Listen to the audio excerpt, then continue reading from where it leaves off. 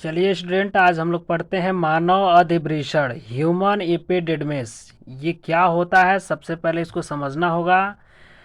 मानव का जो वृषण होता है अर्थात जो जनद होता है, उस जनद का अधिवृषण एक भाग होता है। समझेंगे। यहाँ अधिवृषण लगभग 6 मीटर लंबी नलिका से बना होता है, जो अति कुंडलित होकर वृषण के पश्च भाग पर लगभग 4 सेमी लंबी चपटी व अल्प विराम के आकार की संरचना का निर्माण करती हैं। इसको फिगर द्वारा मैं समझा रहा हूं, जरा ध्यान देना है आप लोगों को। देखिए जो है वृषण है और वृषण का जो है लंबवत काट है, इसको लंबवत काट काटा गया है। यहाँ देखिए आप लोग, ये है अधिवृषण, ये अधिवृषण है, आपको दिखाई दे रहा है, ये अधिवृषण है। ये लगभग 6 मीटर लंबा होता है। केवल पश्च भाग में जो ये 4 मीटर जो है बनाता है, अपने भाग को घेरता है, 4 मीटर भाग को घेर लेता है। यहाँ पे ये कमा का आकार का होता है और ये आगे से चल करके पीछे की तरफ मोटा होता जाता है और ऊपर की तरफ पतला होकर के और सीधे जो शुक्रवाहिनी में मिल जाता है। आगे पढ़ते हैं। हाँ, यहाँ देखेंगे अधिवृषण में इस नलिका के कुंडल एक संयोजित उत्तक द्वारा आपस में चिपके रहते हैं। मैं बताया था कि जो अधिवृषण में जो 6 मीटर लंबी जो नलिका पाई जाती है, यानी कि जिस नलिका से बना होता है, ये 6 मीटर नलिका से जो बना होता है, ये अतिकुंडलित होती हैं। अब यहाँ पर बता रहा है कि अधिवृषण में इस नलिका के कुंडल एक संयोजित उत्तक द्वारा आपस में चिपके रहते हैं। अर्थात सारे के सारे जो कुंडलित जो संरचनाएं होती हैं, वो एक संयोजी उत्तक, यानी कि संयोजी उत्तक किसे कहते हैं, जो दो कोशिकाओं को जोड़ने का कार्य करते हैं या दो अंगों को जोड़ने का कार्य करता है। तो इस तरह से ये नलिकाओं को आपस में चिपका करके रखता है, आपस में चिपका करके इस तरह से रख लेता है। अधिवृषण को 3 भागों में विभक्त किया गया है। यहाँ देखिए जो अधिवृषण मैं आपको बता रहा हूँ, देखिए अधिवृषण है, ये अधिवृषण के 3 भाग होते हैं और इसमें कुंडलित जो नलिकाएं हैं वो आपस में चिपकी हुई पाई जाती हैं। जो चिपकी हुई पाई जाती है किसके सहारे, तो संयोजिक उत्तक के सहारे ये चिपकी हुई पाई जाती हैं। मैं आपको बता दूं कि ये जो अधिवृषण जो पाया जाता है, इसके 3 भाग होते हैं। कौन कौन से होते हैं? शीर्ष अधिवृषण, यानी कि ऊपर वाला भाग शीर्ष अधिवृषण कहलाता है। और ये पूरे इसकी जो बॉडी होती है, इसकी जो पूरी पूरी संरचना होती है, इसको तो वृषण कहते ही हैं। लेकिन ये जो भाग जो आपको दिखाई दे रहा है, ये वाला जो भाग दिखाई दे रहा है, ये जो है यहाँ से लेकर के और यहाँ तक जो है पूरा अधिवृषण काय के अंतर्गत आ जाता है।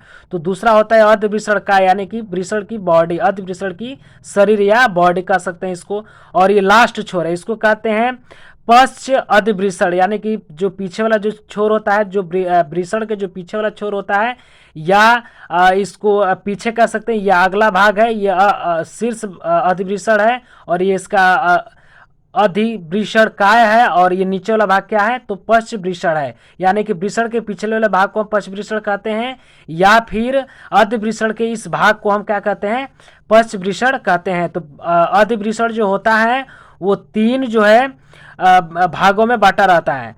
3 भागों में बांटा, कौन कौन से, तो शीर्ष अधिवृषण, अधिवृषण काय और पश्च अधिवृषण। तो इस तरह से इस अधिवृषण के 3 भाग होते हैं। चलिए इसको पढ़ते हैं। देखिए पहला शीर्ष भाग बता रहा है, जो ऊपर वाला होता है, यह सबसे मोटा तथा वृषण के ऊपरी भाग पर स्थित होता है। शुक्रवाहिकाएं इसी भाग में खुलती हैं। चलिए इसको समझते हैं। देखिए अधिवृषण का जो शीर्ष भाग है, शीर्ष अधिवृषण जो भाग है, ये देखिए ये मोटा है, यहाँ पे आपको दिखाई दे रहा है, ये काफ़ी मोटा होता है।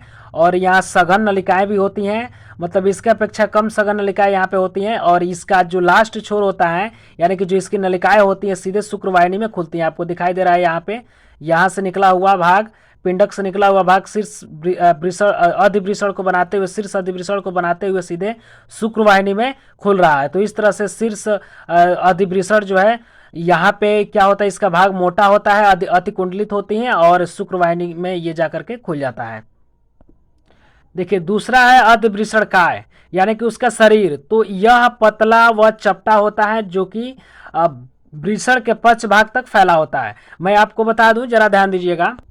देखिए यहाँ पे ये शीर्ष भाग है और ये जो पतला वाला जो भाग आपको दिखाई दे रहा है जो यहाँ तक निकल रहा है ये काफ़ी मोटा होता है, ये वाला भाग मोटा होता है, ये पूरा इसमें आ जाता है, ये मोटा होता है और ये पतला होता है। तो ये पतला वाला भाग क्या कहलाता है, पीछे तक इसका भाग फैला होता है। वृषण काय का भाग जो है अधिवृषण काय का जो भाग होता है वो पश्च अधिवृषण काय तक फैला हुआ पाया जाता है। तो ये पतला वाला भाग को हम क्या कहते हैं, अधिवृषण काय कहते हैं। ये अधिवृषण का दूसरा भाग होता है, पहला ये था, दूसरा ये है। चलिए आगे पढ़ते हैं। देखिए ये पश्च भाग, यह पतला तथा वृषण के निचले भाग पर स्थित होते हैं। इसको भी समझना होगा हमको कि यह पतला होता है और वृषण के निचले भाग पर स्थित होता है। चलिए समझते हैं। देखिए ये पश्च भाग है, अधिवृषण का ये पश्च भाग है, नीचे की तरफ होता है, ये पतला होता है और ये वृषण से पास होता है, यानी कि वृषण पे चिपका हुआ पाया जाता है, वृषण के पश्च भाग पे चिपका हुआ ये पाया जाता है। ठीक है, तो ये इसका तीसरा भाग हो गया पश्च अधिवृषण। तो अधिवृषण के 3 भाग होते हैं, शीर्ष अधिवृषण, अधिवृषण काय और पश्च अधिवृषण। ये तीनों मैं आपको बता चुका हूँ। चलिए आगे पढ़ते हैं।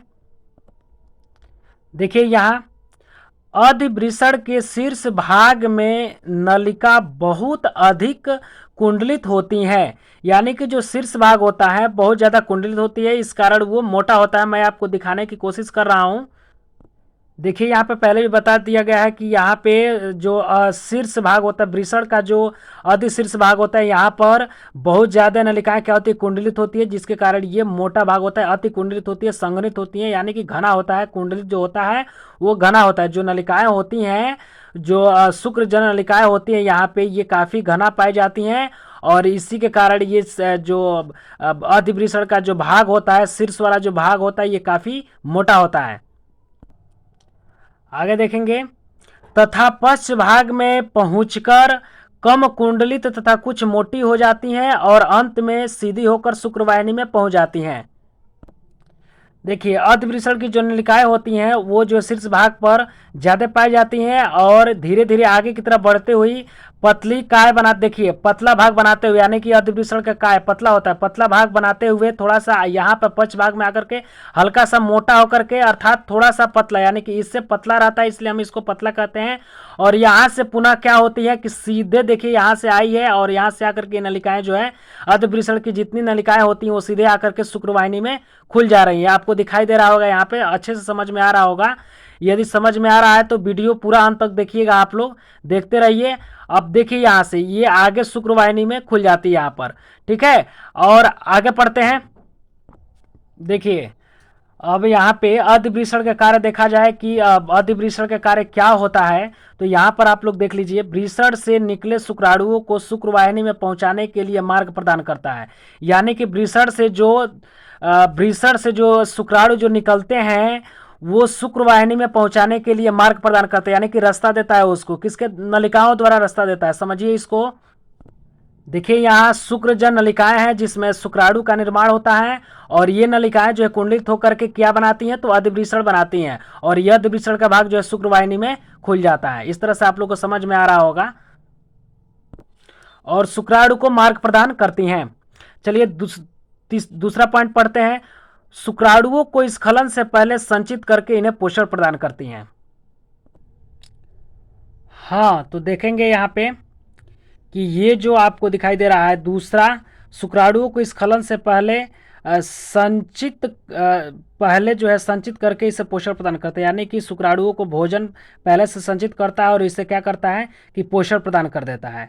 ठीक है, चलिए आगे देखते हैं। शुक्राणुओं का परिपक्वन इसी भाग में होता है, यानी कि अधिवृषण में शुक्राणुओं का परिपक्वन हो जाता है, यानी कि मैच्योर हो जाता है, लैंगिक के लिए तत्पर हो जाता है, तैयार हो जाता है। ठीक है, और नोट में यहाँ पे कुछ आपको दिखाई दे रहा है। नोट, भ्रूण में उपस्थित वोल्फियन वाहिनी, वोल्फियन डक्ट वयस्कों में अधिवृषण शुक्रवाहिनी व शुक्राशय का निर्माण करती हैं।